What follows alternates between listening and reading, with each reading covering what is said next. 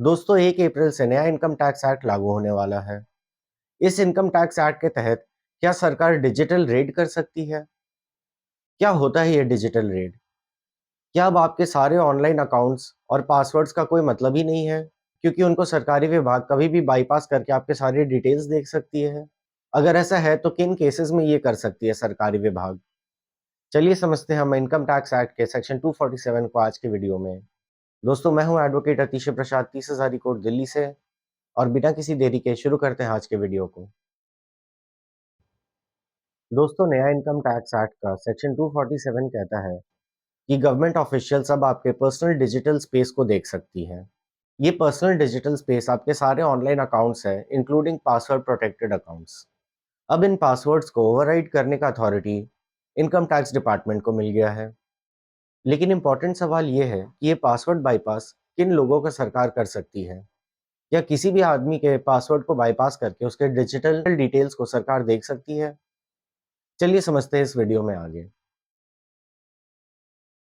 दोस्तों इस कानून को लेके इतनी मिस रिपोर्टिंग हुई है कि सरकार ने प्रेस इंफॉर्मेशन ब्यूरो के थ्रू इस पे क्लैरिफिकेशन निकाला है।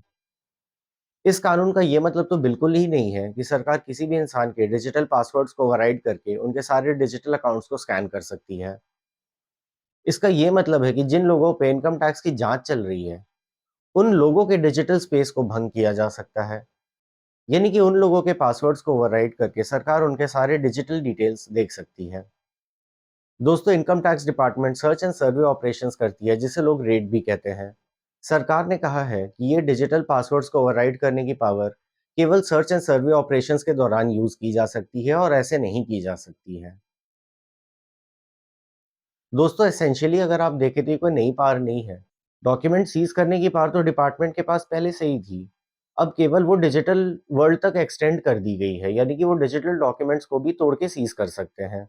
यानी कि ये केवल पुराने पार्ट्स का एक तरह का डिजिटल स्पेस में एक्सटेंशन है, ना कि कोई नई पावर दी गई है जैसा लोग कह रहे हैं कि किसी के भी पासवर्ड्स को तोड़ के गवर्नमेंट किसी के भी डिजिटल स्पेस को भंग कर सकती है और किसी के कुछ भी डेटा को उठा सकती है। ऐसा कुछ भी नहीं है।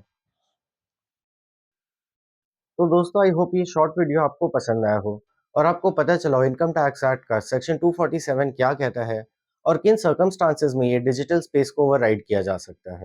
आई होप इस वीडियो के थ्रू आपको पता चला हो कि सरकार अभी भी किसी आम आदमी के डिजिटल स्पेस को ब्रीच नहीं कर सकती है। ये केवल उन लोगों तक सीमित है जिन पे सरकार की कार्यवाही चल रही है। और ऐसे लीगल अपडेट्स के लिए जुड़े रहे हमारे चैनल प्रसाद लॉ से।